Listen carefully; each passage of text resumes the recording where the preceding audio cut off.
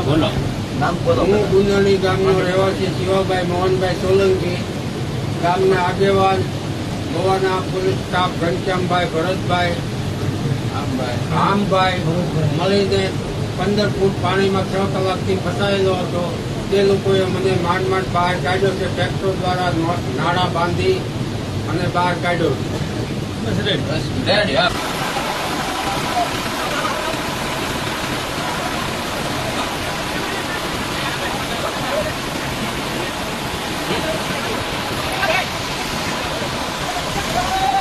ધીમે ધીમે